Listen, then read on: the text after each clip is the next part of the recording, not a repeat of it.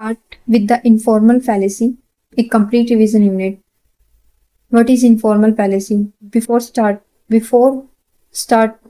knowing this, let's discuss about inductive argument. So, informal fallacy arises in inductive reasoning, where the conclusion is probable, not certain, or based on premises.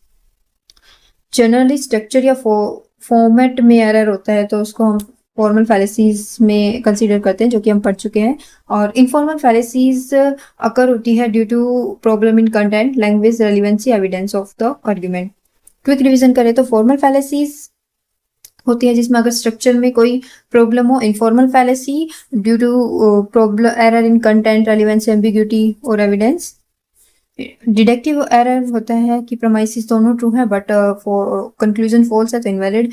Inductive error conclusion is merely made to look probable, probability पर based है लेकिन conclusion still true नहीं है. Then कहते हैं fallacy. So first fallacy is ad hominem. अगर ad होमिनेम दूसरा नाम है अगेंस्ट द मैन. अगर हम किसी पर्सन पर पर्सनल अटैक करते हैं, किसी मैटर से रिलेटेड नहीं होगा, बस उसके कैरेक्टर पर उंगली उठाई जाए तो उसको एड होमिनम बोलेंगे. और याद कैसे रखेंगे? पर्सनल अटैक से. You can't go to the school, your dad is criminal. This is the example कि आप स्कूल नहीं जा सकते क्योंकि आपके डैड क्रिमिनल है. स्ट्रोमैन फैलेसी, डिस्टोर्शन फैलेसी इसको बोलते हैं. किसी पर्सन की पोजीशन पर अटैक करना, उस पर्सन पर अटैक ना करके उसकी पोजीशन पर अटैक करना. जैसे कि the school lunch budget must be exam to cut out of the waste. So lady say this guys want to stay our child, क्योंकि किसी रीजन से स्कूल में लंच बजट पे कटिंग कर दी गई तो एक लेडी बोलती है कि ये तो हमारे बच्चों को भूखा मारना चाहता है इसलिए इन्होंने ऐसा किया.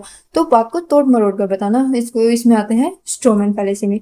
Next fallacy is appeal to ignorance. इसको अदर नेम कॉर्मेंटम एंड इग्नोरेनियम.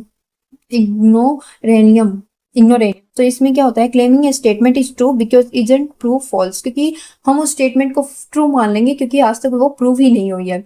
इसमें ट्रिक क्या है? प्रूफ नहीं है तो उसको ट्रू मान लिया. No one can prove God doesn't exist so he must exist. क्योंकि कोई भी ये बात प्रूव नहीं कर पाया कि गॉड एग्जिस्ट करता है या नहीं, सो एग्जिस्ट करता है या नहीं, तो हमने ट्रू मान लिया कि ये गॉड है. Next fallacy is false dilemma, black and white, either or, या बिफिकेशन फैलेसी. सो इसमें क्या होता है? इसमें ओनली टू ऑप्शन तक लिमिट होती है. हमारे पास चॉइस दो की होती है. Limited thinking to only two option when more genuinely exist. बहुत सारे ऑप्शन हैं लेकिन हम दो ही देखते हैं. जैसे कि जनरली करते हैं जब भी हम 12th पास आउट होते हैं तो हम 3 ही ऑप्शन को लेके चलते हैं, कॉमर्स, साइंस या आर्ट्स. बल्कि बहुत सारे ऑप्शन हैं. फैशन डिजाइनिंग है, AI टेक्निकल टूल्स वगैरह है, BTech है और नीट, जेई, CA है, इतनी सारी चीजें, लेकिन हम चॉइस में 3 ही लेके चलते हैं. तो इस तरीके से कि हम only 2 choice. After 10th class parents force या तो आर्ट लो या साइंस लो, ignoring other streams like this. Next one is slippery slope. The other name is domino effect fallacy. इसमें क्या होता है? Assuming one small step must lead to an extreme unlike chain of consequences. यानी कि long series of cause. अगर हम A event को करते हैं तो B होगा, देन C होगा, देन D होगा. यानी राई का पहाड़ बना लेना. हमें याद कैसे रखना है स्लिपरी स्लोप को? राई का पहाड़ बना लेना. If we teach Tanmay to drive a car, he will falls to fly helicopter next. अगर अब तन्मय को हमने कार सिखाई तो वो नेक्स्ट बोलेगा तो मैं तो हेलीकॉप्टर उड़ाऊंगा. जैसे कि करता है ना कि जो गांव की पुरानी औरतें होती है वो लड़कियों को बोलती है कि गांव में कि अभी इसको पढ़ा रहे हो, फिर ये जिद करेगी कि मुझे बाहर पढ़ने जा रहा है, फिर ये नौकरी चाकरी की जिद करेगी, है ना. फिर वो बोलेगी कि मैं ये नहीं करूंगी, वो नहीं करूंगी, अपने डिसीजंस खुद लूंगी. तो वो क्या कर रही है? राई का पहाड़ बना दे रही है. तो वो आता है स्लिपरी स्लोप में. Next is begging the question. Other name is circular argument, petitio principe. Means the argument just repeat the claim without arriving at any conclusion. हम assuming the initial thing. इसमें कहता है argument is just repeating and not arriving at any conclusion. Means जैसे कि where your house, near the temple. Where is temple? Near the house. घर कहाँ है? मंदिर के आगे, मंदिर कहाँ है, घर के आगे। बस ऐसे चीजों को रिपीट करते रहना और किसी भी कंक्लूजन पर ना पहुंचना। Next is hasty generalization, other name is converse accident, drawing a broad conclusion from the inadequate a small sample in a hurry। Sample inadequate है, छोटा सा, उसके बेसिस पर हम कंक्लूजन निकाल रहे हैं। Like a girl see one boy lying about his age and conclusion all boys are lie. वो बोल रहा है कि एक बॉय ने उसे धोखा दे दिया, झूठ बोल दिया लड़के ने। तो लड़कियां कह रही है कि सारी लड़के धोखेबाज होते हैं, है ना। तो ये वाला मैं कह रहा है कि एक एक लड़का, मैं रास्ते से जा रही थी, मैंने एक लड़का देखा नाक में उंगली डाल रहा था। तो लड़की ने क्या सोचा, मैंने क्या सोचा, ये सारे लड़के एक जैसे होते हैं, गंदे, है ना। तो हैस्टेड जनरलाइजेशन, एक स्मॉल सैंपल के बेसिस पे जनरलाइज कर देना चीजों को। Red herring, other name is ignorative elenchi. एक इमोशनल इमोशन अटैच कर दिया जाता है, इमोशनल एलिमेंट को ऐड कर दिया जाता है। Diverting attention from the real argument by adding an irrelevant या इमोशनल रेलिवेंट। ट्रिक वर्ड क्या है, इरेलीवेंट डिस्ट्रक्शन, या फिर बोल सकते हैं emotional. A husband caught lying deflect, you spend too much on makeup. एक हस्बैंड ने बोला कि आप मेकअप पर बहुत लेइंग डिफ्लेक्ट, अपने झूठ को छुपाने के लिए वो कह रहे हैं कि आप मेकअप पर बहुत ज्यादा पैसे खर्च करते हो। लेट्स टेक अनदर एग्जांपल कि एक हस्बैंड होता है, वो घर आता है तो ड्रिंक करके आता है, तो उसे पता है कि उसकी वाइफ नाराज होगी, तो वो घर जाते ही क्या बोलता है अपनी वाइफ से कि चलो आज बाहर खाना खाने चलते हैं, या फिर आप तो बहुत ही सुंदर लग रहे हो, राइट। तो वो क्या कर रहा है, he distract from the topic. Next one is tu Q Q Q K you too appeal to hypocrisy. इसमें क्या होता है कि आप भी तो ये काम कर रहे हो तो मैं क्यों ना करूं। Rejecting criticism by pointing out the criticized own hypocrisy instead of addressing the other। Trick है you too. Like for example dad कहता है don't smoke, son you smoke and drink too. अपने बेटे से कहता है कि नहीं पीना, सिगरेट नहीं पीना है, तो बेटा क्या बोलता है, पापा आप भी तो पीते हैं, है ना। आप दूसरा एग्जाम्पल दे सकते हो कि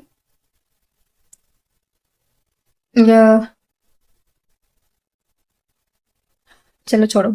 next is false cause, causal fallacy, post hoc या गैम्बलर फैलेसी भी इसको बोलते हैं। सो इस फैलेसी में cause and effect link create कर दिया जाता है जो एक्चुअल में एग्जिस्ट ही नहीं करता। लाइक इसको नो कैजुएशन या कोरिलेशन भी बोलते हैं। फॉर एग्जाम्पल एज सून आई वोर this ring my brain start working better. अगर मैंने ये रिंग पहनी तो मेरा दिमाग एकदम बढ़िया चलने लगेगा। या फिर कहते कि दूसरा एग्जाम्पल ले तो क्योंकि मैं ना एग्जाम देने गया तो रेड कलर की शर्ट पहन के गया था और मेरा एग्जाम बहुत अच्छा गया। कोई रिलेशन ही नहीं है इन चीजों का। या एक और एग्जाम्पल लेते हैं कि आफ्टर मैरिज एक लड़की को बोला जाता है कि सिंदूर लगाओ, बिंदिया लगाओ, अच्छा मतलब हर 16 श्रृंगार करके रहो, इससे क्या होगा, आपके हस्बैंड की एज बढ़ जाएगी। तो मीन्स कोई रिलेशन ही नहीं है इन की एज बढ़ जाए और घटे, या फिर इन ऐसे 16 श्रृंगार का। तो ये इसको बोलते हैं false cause. Next one is fallacy of sunk cost, is only any past cost expenses that can no longer be recovered, continuing an action because of past investment that can no longer be recovered। इसमें investment no result, a boy stuck in net still pay to have the result removed despite no benefit। for example एक लड़का net qualified नहीं कर पाया, अब वो क्या कर रहा है, उसने घर पे देख लिया है, रिजल्ट नहीं आया, वो कह रहा है नहीं नहीं यहाँ का तो नेट ही खराब है, मैं बाहर जाऊंगा और बाहर जा करके कैफे पे जा करके मैं देखूंगा अपना रिजल्ट। तो वो एक मीन्स वो इन्वेस्टमेंट, ऐसी इन्वेस्टमेंट कर रहा है जिसका कोई भी रिजल्ट नहीं निकलने वाला।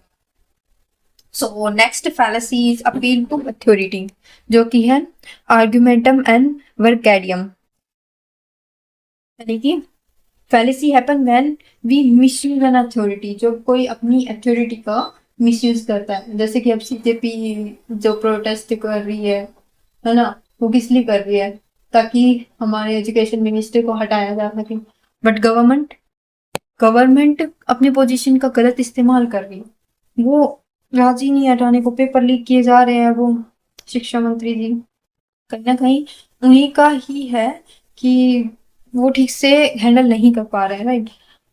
या फिर नेक्स्ट दूसरा एग्जांपल ले सकते हैं कि एक ट्यूशन टीचर है और वो स्कूल में भी टीचर है, तो वो स्कूल में बच्चे को बोलती है कि अगर तुम मेरे पास ट्यूशन पढ़ने आ रहे हो तो मैं तुम्हारे इंटरनल में अच्छे मार्क्स दूंगी, वरना नहीं दूंगी, है ना। तो ये भी हो सकता है। So next one is equivocation, ambiguity या वर्ड शिफ्ट। इसमें क्या है, ऐसे वर्ड या फ्रेज और सेंटेंस का यूज करना जो कंफ्यूजन क्रिएट करता है। Trick is word, like for example, fire from the job with early retirement is fire from the job means replacement, but fire from the job यहाँ पर क्या कि जॉब में आ रहे, तो ऐसा कुछ नहीं है, वर्ड गलत तरीके से ले रहे हैं, right. So appeal to pity. Next one is argumentum ad mis misericordiam, पढ़ लेना भाई, बहुत अजीब से वर्ड है। सो इसमें क्या होता है, इमोशनल सेंसिटिविटी क्रिएट करना। फॉर एग्जाम्पल, मैंने अपनी लाइफ में बहुत सारा स्ट्रगल किया है, प्लीज प्लीज मेरे यूट्यूब चैनल को फॉलो करना, बहुत सारी वीडियोस आती है ना just like this. So these are the एक कनेक्टिविटी सेट कर देना which emotion. So this is appeal to pity. Next one is bandwagon fallacy, ad populum भी बोलते हैं। सो इसमें अपनी इसमें क्या होता है कि समथिंग इज ट्रू और false because other people agree with it. हम किसी भी चीज को सच मान लेंगे या झूठ मान लेंगे क्योंकि जो पॉपुलर एकदम सेलिब्रिटी है, पॉपुलर है, वो उस बात को बोल। फॉर एग्जाम्पल, पान मसाला ऐड आती है तो यहाँ पे शाहरुख खान और सलमान खान कैसे उसकी ऐड करते हैं, तो जो एक आम आदमी है वो उस पर विश्वास कर लेता है क्योंकि वो इस काम को कर रहा है, वो तो सेलिब्रिटी है, तो हम भी करेंगे, लाइक राइट। तो इसको बोलते हैं बैगवेंडम फैलेसी, बिना सोचे समझे। Like for example, my friend are all cheating in exam, so it must be okay, क्योंकि मेरा फ्रेंड एग्जाम में चीटिंग करता है तो फिर ये सही है। तो एड पॉपुलम इसको बोलते हैं। नेक्स्ट है appeal to force. Name, other name है आर्ग्यूमेंटम एंड बैकुलम, यानी कि अपनी पावर दिखाकर जोर जबरदस्ती से कोई काम करवाना, ब्लैकमेल करना, ब्लैकमेल, ये ट्रिक वर्ड है, थ्रेट या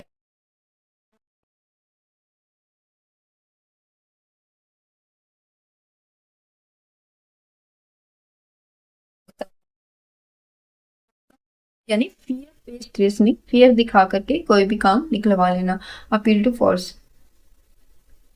एम्फीबोलो एम्फीबोली एशेंट, यानी कि grammar confusion, ambiguity caused by sentence structure or meaning change due to stress tone, like I never said he stole the money, meaning shifting with which word is stressed, I never said he stole the money, यानी कि एकदम stress की वजह से word इधर उधर हो जाए। तो these are the 17 core फैलेसीज।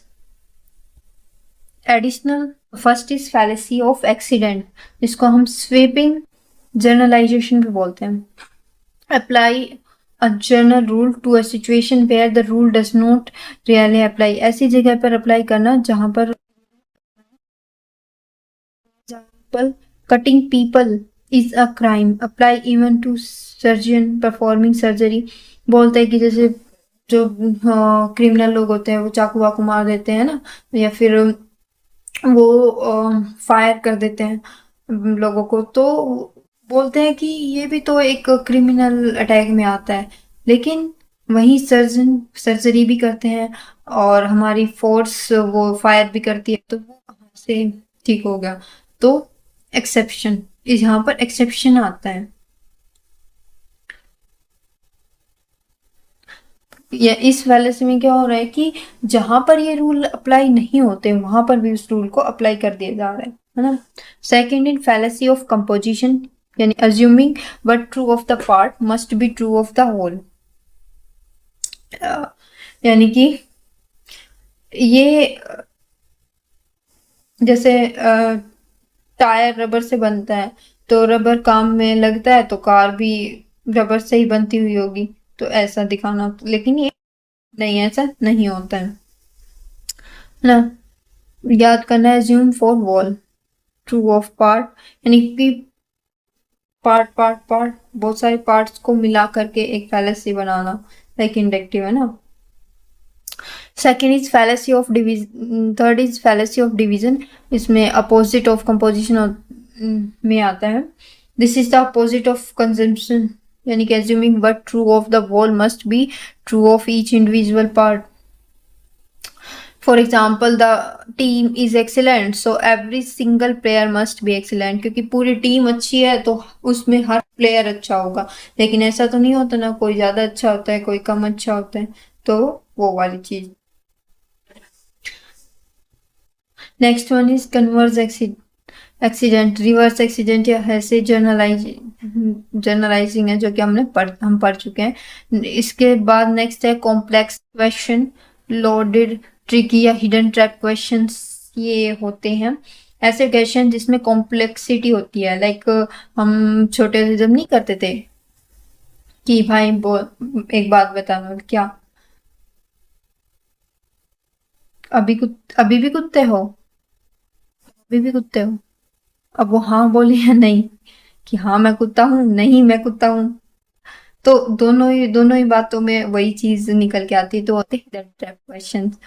Appeal to consequences, next one is focus on consequences, output पर फोकस करना, नॉट ट्रू, चाहे वो झूठ हो चाहे वो सच हो। For example, it can't be true that hard work sometime fails, that too depressing, यह सच नहीं हो सकता कि हार्ड वर्क करने वाले भी फेल हो जाते हैं, लेकिन हाँ होते हैं। Next one is appeal to nature, इसमें क्या है, समथिंग ट्रू और गुड वो नेचुरल है, समथिंग फॉल्स और बैड वो अननेचुरल होगा, यानी कि नेचुरल चीजें अच्छी होती है। The medicine is natural so it must be safe. Appeal to tradition, argumentum ad antiquitatem. Appeal to tradition means common belief या फिर ट्रेडिशन बना हुआ है उसे ही ट्रू मान लेना, और गुड फॉर्म में कंसीडर कर।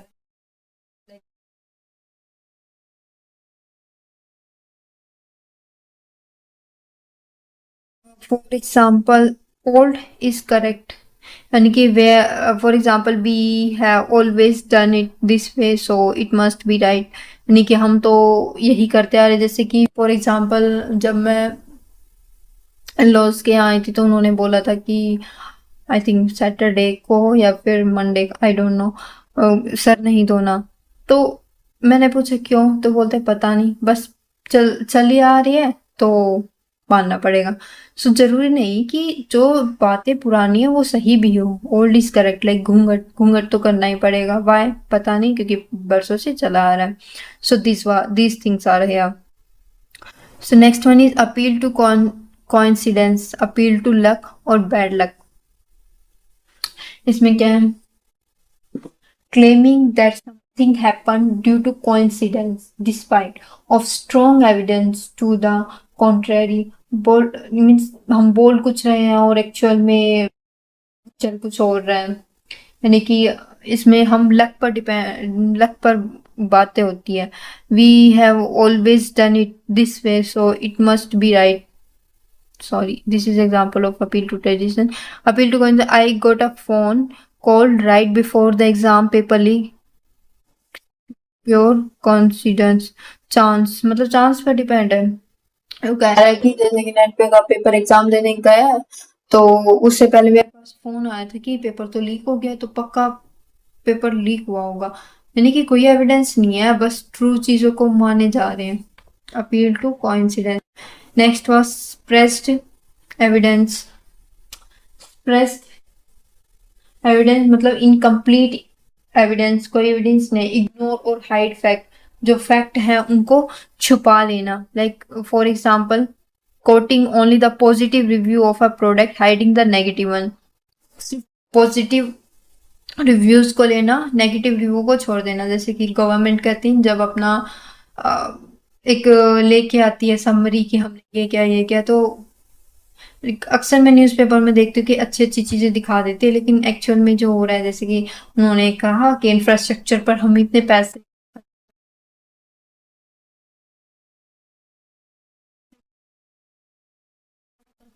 जो सड़कें बनाई हुई हैं उन पे गड्ढे हो रहे हैं, कभी नहीं बताएंगे।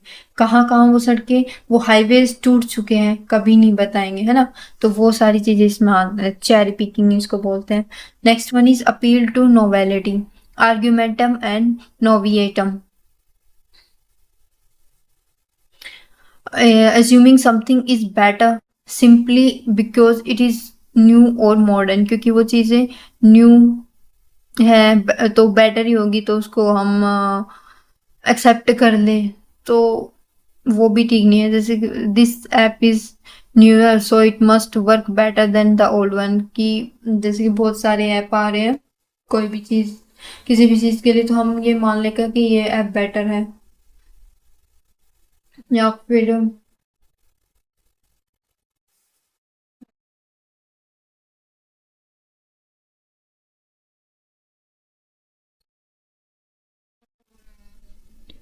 CNET, one-liner ad hominem, personal attack, strawman distortion and false dilemma, only two choice given।